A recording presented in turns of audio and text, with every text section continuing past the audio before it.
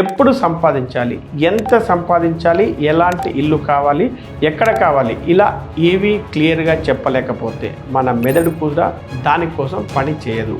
క్లాస్లో టాప్ రావాలి, ఆఫీస్లో కొలీగ్ను బీట్ చేసి ప్రమోషన్ తీసుకోవాలి, పక్కింటి వారి కంటే బాగా సంపాదించాలి. ఇలాంటి ఆలోచనలు మన సంపదను పెంచడానికి బదులు అడ్డుకుంటూ ఉంటాయి. డబ్బు కూడా ఎప్పుడూ సర్క్యులేట్ అవుతూనే ఉండాలి. అంటే మీరు వాల్యూ క్రియేట్ చేస్తే, జనాలకు ఉపయోగపడే పని చేస్తే మనీ మీ దగ్గరకు వస్తుంది, మళ్ళీ బయటికి వెళ్తుంది. ఇలా కంటిన్యూస్ ఫ్లోలో ఉంటుంది. మనకు వైఫై కనిపించదు, కానీ ఫోన్లో సరైన సెట్టింగ్స్ ఉంటే మాత్రం వెంటనే కనెక్ట్ అవుతుంది. ఒకవేళ సెట్టింగ్స్ అనేవి తప్పైతే వైఫై కనెక్ట్ అవ్వదు. సేమ్ ఇదే విధంగా కాంపిటీటివ్ మైండ్ ఎప్పుడూ కూడా ఇతరులను చూసి కాపీ చేస్తుంది, కానీ క్రియేటివ్ మైండ్ మాత్రమే ఎప్పుడూ కొత్త దాన్ని క్రియేట్ చేస్తుంది. మీరు రోజుకు 10 గంటలు పనిచేస్తారు, దానికి తగ్గట్టే శాలరీ కూడా తీసుకుంటారు. అయినప్పటికీ మీరు ఎంత డబ్బు సంపాదించినా నెల చివరికి వచ్చేసరికి మీ బ్యాంక్ అకౌంట్ మాత్రం ఖాళీగా కనిపిస్తుంది. ఇలా ఎందుకు జరుగుతుంది? ఇది ఎవరు తప్పు? అసలు సమస్య ఏంటంటే మనకు డబ్బు గురించి సరైన ప్రిన్సిపల్స్ ఎవ్వరూ నేర్పించలేదు. దీనివల్లే మీకు ఇలా జరుగుతూ ఉంది. ఈ వీడియోలో నేను మీతో 100 సంవత్సరాల క్రితం నాటి పాత సీక్రెట్స్ షేర్ చేయబోతున్నాను. వీటి గురించి మీకు స్కూల్స్లో ఎవరు నేర్పరు, కానీ ఇది చాలామంది రిచ్ పీపుల్కి తెలుసు. ఇప్పుడు మీరు కూడా తెలుసుకోండి. చిన్నప్పటి నుంచి మనకు బాగా కష్టపడితే డబ్బు దానంతటదే ఆటోమేటిక్గా వస్తుంది అని ఒక పెద్ద అబద్ధం చెప్తూ వచ్చారు. దీన్ని వినడమే కాకుండా దాన్ని మనం బలంగా నమ్మాం, కష్టపడ్డాం, బాగా చదివాం, ఉద్యోగాలు కూడా సంపాదించుకున్నాం. కానీ రియాలిటీ విషయానికి వస్తే హైదరాబాద్లో ఒక ఆటో డ్రైవరు రోజుకు 12 నుండి 14 గంటలు ఎండలో కష్టపడుతూ ఉంటాడు. అయినా అతడు ధనవంతుడు అవ్వడు. కానీ అదే సమయంలో కరీంనగర్కి చెందిన ఒక యువకుడు చిన్న సాఫ్ట్వేర్ స్టార్టప్ మొదలుపెట్టి 5 సంవత్సరాల్లో కోటీశ్వరుడు అవుతాడు. అప్పుడు మనకి ఇద్దరు రోజంతా కష్టపడుతున్నప్పుడు ఫలితం మాత్రం ఎందుకు వేరువేరుగా వస్తుంది అనే ఒక ప్రశ్న ఎదురవుతుంది. అయితే దానికి సమాధానం చాలా సంవత్సరాల క్రితమే వాలెస్ డి వాటిల్స్ తాను రాసిన the science of getting rich అనే పుస్తకంలో చెప్పాడు. అదేంటంటే మీరు ఏ పనులు చేస్తున్నారు అనే విషయం మీద కంటే మీరు ఆ పనులు ఏ విధంగా చేస్తున్నారు అనే విషయం మీదే మీరు సంపదను సృష్టించగలరా లేదా అనేది ఆధారపడి ఉంటుంది. అంటే డబ్బు సంపాదించడానికి ఒక ప్రత్యేకమైన విధానం అనేది ఉంటుంది అని అర్థం. కాబట్టి ఆ ప్రత్యేకమైన విధానం అంటే ఏంటి అనేది ఇప్పుడు వివరంగా తెలుసుకుందాం. Number 1, your mind is a magnet. Wattles చెప్పిన ప్రకారం మన చుట్టూ మనకు కనిపించని ఒక తెలివైన శక్తి అనేది ఉంటుంది. దాన్ని ఆయన థింకింగ్ సబ్స్టెన్స్ అని అంటారు. ఇది మనం ప్రతిరోజు ఉపయోగించే వైఫై లాగానే ఉంటుంది అని చెప్పొచ్చు. మనకు వైఫై కనిపించదు, కానీ ఫోన్లో సరైన సెట్టింగ్స్ ఉంటే మాత్రం వెంటనే కనెక్ట్ అవుతుంది. ఒకవేళ సెట్టింగ్స్ అనేవి తప్పైతే వైఫై కనెక్ట్ అవ్వదు. సేమ్ ఇదే విధంగా మన ఆలోచనలు కూడా ఈ సెట్టింగ్స్ లాగానే పనిచేస్తాయి. కాబట్టి మీరు ఎప్పుడు నాకు డబ్బు సరిపోవడం లేదు, జీవితం చాలా కష్టంగా ఉంది, కేవలం అదృష్టవంతులు మాత్రమే ధనవంతులు అవుతారు అని ఆలోచిస్తే అప్పుడు మీ మెదడు లేకపోవడం అనే సిగ్నల్ను బయటకు పంపుతుంది. దీని ఫలితంగా మీకు మళ్ళీ అదే లేకపోవడం అనే అనుభవమే ఎదురవుతుంది. అంటే మనం ఎలా ఆలోచిస్తామో మన జీవితం కూడా అలాగే తయారవుతుంది. ఉదాహరణకు మన కాలనీలో కానీ మన ఊరిలో కానీ ఎప్పుడు ఏం చేసినా పనికిరాదు, మన వల్ల ఏమీ అవ్వదు అని చెప్పే ఒక అంకుల్ ఉంటూ ఉంటాడు. అలాంటి వారిని సరిగ్గా గమనిస్తే వారి మాటల్లో ఎప్పుడు నెగిటివిటీ, నిరాశ ఇలాంటివి మాత్రమే ఉంటాయి. పైగా అలాంటి వారు ఆర్థికంగా ఎదిగిన దాఖలాలు కూడా ఎక్కువగా కనిపించవు. ఎందుకంటే వారి ఆలోచనలు ఎప్పుడూ కూడా లోపం, లేకపోవడం ఇలాంటి నెగిటివ్ విషయాల మీద మాత్రమే ఉంటాయి. ఇక మరోవైపు డిమార్ట్ ఫౌండర్ అయినటువంటి రాధా కిషన్ దమాని లాంటి వాళ్ళని చూడండి. ఆయన కూడా ముంబైలో ఒక సాధారణ మధ్యతరగతి కుటుంబంలోనే పెరిగాడు. అయినప్పటికీ ఆయన ఆలోచనలు భయం మీద కాకుండా అవకాశాల మీద మాత్రమే ఉన్నాయి. దీనివల్ల ఇతరులు కాంపిటీషన్ మాత్రమే చూసిన చోట ఆయన ఆపర్చునిటీస్ని చూశాడు. అందుకే ఈరోజు ఆయన మన దేశంలోని అత్యంత ధనవంతుల్లో ఒకరిగా నిలవగలిగాడు. అంటే ఇక్కడ చెప్పేది ఏంటంటే మనం బలంగా దేని గురించి ఆలోచిస్తామో అదే మన జీవితంలో రియాలిటీగా మారుతుంది. Number 2, stop competing, start creating. సాధారణంగా మనకు చిన్నప్పటి నుంచి పోటీ పడాలి, గెలవాలి అని మాత్రమే నేర్పించారు. ఉదాహరణకు క్లాస్లో టాప్ రావాలి, ఆఫీస్లో కొలీగ్ను బీట్ చేసి ప్రమోషన్ తీసుకోవాలి, పక్కింటి వారి కంటే బాగా సంపాదించాలి, ఇలాంటి ఆలోచనలు మన సంపదను పెంచడానికి బదులు అడ్డుకుంటూ ఉంటాయి. ఎందుకంటే మనం ఎప్పుడు కంపేర్ చేస్తూ ఉండడం వల్ల మన మెదడు ఒక రకమైన ఫియర్లోకి వెళ్తుంది. దీనివల్ల నేను చేయగలనా, నేను సరిపోతానా అనే టెన్షన్ ఎప్పుడు మనలోనే ఉంటుంది. ఈ భయం వల్ల మనం కొత్త ఐడియాలను ట్రై చేయడానికి బదులుగా సేఫ్గా ఉండడానికి ట్రై చేస్తాం.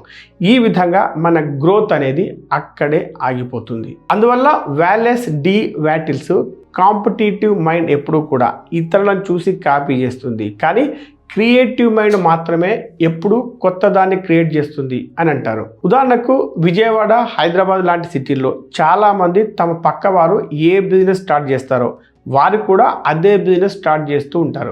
దీనివల్ల ఇద్దరు ఒకే కస్టమర్ల కోసం పోటీ పడాల్సి వస్తుంది. దీని ఫలితంగా ఇద్దరికి సరైన లాభాలు రాక ఇద్దరు స్ట్రగుల్ అవ్వాల్సి వస్తుంది. కానీ బాబా రామ్దేవ్ లాంటి వారు మాత్రం వేరే దాన్ని ఎంచుకుంటారు. ఉదాహరణకు ఆయన అప్పటికే ఉన్న మెడిసిన్ మార్కెట్లో పోటీ పడలేదు. దానికి బదులు మోడర్న్ ఇండియన్స్కు అనువుగా ఉండే దేశీయ ఆయుర్వేదిక్ ప్రొడక్ట్స్ అనే కొత్త కేటగిరీని సృష్టించారు. దీనివల్ల ఆయనకు ఆ కేటగిరీలో పోటీ తక్కువగా ఉండి అవకాశాలు ఎక్కువగా దొరికాయి. కాబట్టి మీరు కూడా ఇతరులను కాపీ చేయకుండా మీరే కొత్తగా ఏం సృష్టించగలను అనేది తెలుసుకోవాలి. చివరికి ఈ ఆలోచన మార్పే మిమ్మల్ని పోటీ నుండి క్రియేటివిటీ వైపు తీసుకెళ్లి సంపద సృష్టించడానికి మొదటి అడుగుగా మారుతుంది. Number 3, the power of A clear vision. మనకు ఏం కావాలో అది స్పష్టంగా క్లియర్గా మన మనసులో ఒక ఇమేజ్ లాగా ఉండాలి. కానీ చాలా మంది దగ్గర ఇది ఉండదు. వారు ఎప్పుడు ఏదో ఒకరోజు ధనవంతులు అవ్వాలి, ఎప్పుడో ఒకప్పుడు పెద్ద ఇల్లు కొనాలి అని అనుకుంటారు తప్ప వాటిని స్పష్టమైన లక్ష్యాలుగా మార్చుకోరు. దీనివల్ల ఇవన్నీ అడ్రస్ లేని కలలుగానే మిగిలిపోతాయి. అంటే ఎప్పుడు సంపాదించాలి, ఎంత సంపాదించాలి, ఎలాంటి ఇల్లు కావాలి, ఎక్కడ కావాలి, ఇలా ఏవి క్లియర్గా చెప్పలేకపోతే మన మెదడు కూడా దానికోసం పని చేయదు. కాబట్టి మనం సాధించాలనుకున్నది క్లియర్గా, డీటెయిల్డ్గా మనసులో ఫిక్స్ చేసుకొని దానిపై నమ్మకంతో ఉండాలి. అప్పుడు మాత్రమే అది రియాలిటీగా సాధ్యమవుతుంది. అంటే ఒక నిజమైన విజన్ అనేది ఎలా ఉండాలంటే, ఉదాహరణకు 2026 డిసెంబర్ నాటికి నేను మియాపూర్లో నా సొంత 2 BHK ఫ్లాట్ కొనుక్కుంటాను. ఆ ఇంటి లోపలికి వెళ్ళి గోడ మీద చేయి పెట్టి ఇది నాదే అన్న సంతృప్తిని ఫీల్ అవుతాను. ఇలా స్పష్టంగా ఉండాలి, దాన్ని ఫీల్ అవ్వాలి. తెలంగాణలో నల్గొండ, ఖమ్మం ప్రాంతాల నుంచి వచ్చిన చాలామంది రైతుల పిల్లలు ఇలాగే అయ్యేలా ఉంటా చూద్దామని కాకుండా నేను ఐటీలో పనిచేస్తాను అని క్లియర్గా నిర్ణయించుకున్నారు. దీనికోసం పగలు కష్టపడి పనిచేస్తూ రాత్రిళ్ళు చదివి తమ లక్ష్యాన్ని నిజం చేసుకున్నారు. ఇప్పుడు వారిలో చాలామంది సాఫ్ట్వేర్ ఇంజనీర్లుగా లక్షల్లో డబ్బు సంపాదిస్తున్నారు. అయితే మనకు గందరగోళంగా ఉన్న ఆలోచనలకు ఫలితం రావడం కష్టం, కానీ స్పష్టమైన లక్ష్యాలకు ఫలితం తప్పకుండా వస్తుంది. కాబట్టి మీరు కూడా మీ లక్ష్యాన్ని స్పష్టంగా రాసుకోండి. ప్రతిరోజు ఉదయం చదవండి, దాన్ని మనసులో జరిగిపోయినట్టుగా ఊహించుకోండి. Number 4, faith plus gratitude is equal to me secret weapon. నమ్మకం మరియు గ్రాటిట్యూడ్ రెండు కలిస్తే అది చాలా శక్తివంతమైన ఆయుధంగా మారుతుంది అని అర్థం. అయితే ఫెయిత్ అంటే ఏమీ చేయకుండా కూర్చొని ఎదురు చూడడం కాదు. ఫెయిత్ అంటే మనం ఈ రోజు పని చేస్తున్నప్పటికీ ఫలితం రేపు ఖచ్చితంగా వస్తుంది అని నమ్మకం పెట్టుకోవడం. ఉదాహరణకు కృష్ణా జిల్లాలో ఒక రైతు జూన్లో విత్తనాలు వేస్తాడు. అంతేగాని అతను పంట వస్తుందా రాదా అని కూర్చొని బాధపడ్డాడు. దానికి బదులు అతడు తన పొలానికి నీళ్లు పెడతాడు, కలుపు తీస్తాడు, కష్టపడి పనిచేస్తాడు. ఎందుకంటే పంట తప్పకుండా వస్తుంది అన్న నమ్మకం అతనికి ఉంటుంది. కాబట్టి పని చేస్తూ ఫలితం ఖచ్చితంగా వస్తుందని విశ్వాసంతో ముందుకెళ్ళడం, దీన్నే నిజమైన ఫెయిత్ అంటారు. ఇక గ్రాటిట్యూడ్ అంటే కేవలం మర్యాద ఇవ్వడం, థ్యాంక్ యూ చెప్పడం కాదు. అదొక ఎమోషనల్ ఫ్రీక్వెన్సీ. అంటే మనం నిజంగా గ్రాటిట్యూడ్తో ఉన్నప్పుడు మనం నాకేమీ లేదు అనే స్కేసిటీ ఆలోచనలు వదిలేసి వాటికి బదులు నా దగ్గర చాలా ఉంది అనే అబ్యుండెన్స్ ఆలోచనలు పెంచుకోవడం. ఇంతకుముందు చెప్పుకున్నట్టుగా మన ఆలోచనలు ఎలా ఉంటాయో మన జీవితం కూడా అలానే మారుతుంది. అందుకని ఇక నుండి మీ జీవితం సమృద్ధితో ఉంటుంది. కాబట్టి దీన్ని రేపటి ఉదయం నుండి ప్రాక్టీస్ చేయడం మొదలుపెట్టండి. నిద్ర లేచిన వెంటనే ఫోన్ చూడకుండా మీకు గ్రాటిట్యూడ్గా అనిపించే 3 విషయాలు ఏవో తెలుసుకోండి. అవి పెద్ద విషయాలు కావాల్సిన అవసరం లేదు. నాకు ఈ టీ కప్ ఉంది, నా ఫ్యామిలీ హెల్తీగా ఉంది, ఈరోజు నాకేం దొరికింది, ఇలాంటి చిన్న చిన్న విషయాలైనా సరిపోతాయి. ఇలా రోజు చేయడం వల్ల మీ ఆలోచన విధానం మెల్లగా మారిపోతుంది. కొన్ని వారాల్లో చిన్న చిన్న మార్పులు రావడం కనిపిస్తాయి. కొత్త అవకాశాలు, కొత్త ఆలోచనలు, కొత్త పరిచయాలు వస్తాయి. ఇది మ్యాజిక్ కాదు, ఇది మన ఆలోచనలకి సంబంధించినటువంటి న్యాచురల్ ప్రిన్సిపల్ మాత్రమే. నెంబర్ 5, ఇప్పుడే యాక్షన్ తీసుకో, కానీ సరైన విధంగా తీసుకో. వాటిల్స్ ఏం చెప్తారంటే, మనం దేన్నైనా మొదలు పెట్టాలి అని అనుకున్నప్పుడు మన దగ్గర ఇప్పుడున్న పరిస్థితులు ఎలా ఉన్నా మొదలు పెట్టాలి. అంతేగాని సరైన సమయం వచ్చిన తర్వాత చేస్తాను, ఇంకా డబ్బు వచ్చిన తర్వాత చేస్తాను, ఇంకా కాంట్రాక్ట్స్ పెరిగిన తర్వాత చేస్తాను అని ఎదురు చూస్తూ ఉండకూడదు. అంటే మీరు ఎక్కడ ఉన్నారో అక్కడ నుండే మీ దగ్గర ఉన్న దాంతోనే స్టార్ట్ చేయాలి. కానీ ఇక్కడ గుర్తుపెట్టుకోవాల్సిన ముఖ్యమైన విషయం ఏంటంటే, మనం చేసే పని అనేది భయంతో కాకుండా నమ్మకంతో చేయాలి. భయంతో చేసే పనులు ఎలా ఉంటాయంటే, ఉదాహరణకు జాబ్ రాదేమో అని భయపడి అర్థం లేకుండా 100 కంపెనీలకు అప్లై చేయడం. ఇంకొకరు బిజినెస్లో సక్సెస్ అయ్యారని తెలిసి ఆ బిజినెస్ మనకు సరిపోతుందా లేదా అనేది ఆలోచించకుండా అదే బిజినెస్ను కాపీ చేయడం. ఎవరో ఏదో అనుకుంటారనే భయంతో అవసరం లేకపోయినా ఓవర్ టైం పని చేయడం. ఇవన్నీ బయటకు చూస్తే కష్టపడి పని చేస్తున్నట్టుగా కనిపిస్తాయి, కానీ లోపల భయం ఉండడం వల్ల క్లారిటీ అనేది లేకుండా పోతుంది. సాటిస్ఫాక్షన్ కూడా రాదు, చివరికి అలసట, స్ట్రెస్ మాత్రమే మిగులుతాయి. ఇక నమ్మకంతో చేసే పనులు అనేవి చాలా స్పష్టంగా, ప్రశాంతంగా ఉంటాయి. ఉదాహరణకు మనకు ఒక అవకాశం దొరికితే దానికి భయపడకుండా పూర్తి కాన్ఫిడెన్స్తో ఒకే ఒక్క ఈమెయిల్ పంపడం. చిన్నగా స్టార్ట్ చేసినా దానిపై పూర్తిగా ఫోకస్ పెట్టి నెమ్మదిగా ముందుకు తీసుకెళ్ళడం. అలాగే మన పని ఎవరో చూస్తున్నారని కాకుండా అది మన స్వభావం కాబట్టే మన విలువలకు తగ్గట్టుగా నిజాయితీగా పూర్తి క్వాలిటీతో చేయడం, వీటన్నిటిని నమ్మకంతో చేసే పనులుగా చెప్పవచ్చు. అయితే ఇలా నమ్మకంతో చేసే పనిలో మనకు ఒక క్లారిటీ అనేది ఉంటుంది. మన పని మీద మనకు ప్యాషన్ పెరుగుతుంది. ఉదాహరణకు హైదరాబాద్లోని బేగం బజార్లో చిన్న చిన్న వ్యాపారాలు తీసుకుంటే వారిలో ఎవరు కస్టమర్లతో ఎక్కువ ప్రశాంతంగా, ఎక్కువ శ్రద్ధతో వ్యవహరిస్తారో వారి బిజినెస్ ఎక్కువ సక్సెస్ అవుతుంది. అలాగే వారికి ఉండే ఆ ప్రశాంతమైన కాన్ఫిడెన్స్ వల్ల కస్టమర్లు మళ్ళీ వారి దగ్గరికి వస్తారు. వస్తూ కొత్త కస్టమర్లను కూడా వెంట తీసుకొస్తారు. కానీ ఎప్పుడు టెన్షన్లో ఉండి షార్ట్ కట్స్ తీసుకునే వారు మాత్రం ఫెయిల్ అవుతూ ఉంటారు. అందువల్ల మనం కూడా ఒక నదిలాగా ఉంటూ ఎక్కడ ఆగకుండా ఒకే దిశలో ఒకే లక్ష్యంతో నెమ్మదిగా నిరంతరం ముందుకెళ్తూ ఉండాలి. నెంబర్ 6, డబ్బు కోసం పరిగెత్తడం ఆపేయండి. దానికి బదులుగా మీరే ఒక డబ్బులు ప్రవహించే ఛానల్ లాగా అవ్వండి. మోస్ట్ ఇంపార్టెంట్ ఐడియా ఇది. ఉదాహరణకు నది లాంటి ఒక ఛానల్ని తీసుకుంటే అది ఎప్పుడు ఫ్లో అవుతూనే ఉంటే అది ఫ్రెష్గా, నిండుగా ఉంటుంది. అలా కాకుండా అది ప్రవహించకుండా ఒక్కచోట ఆగిపోతే అదొక బురద నీరలాగా మారిపోతుంది.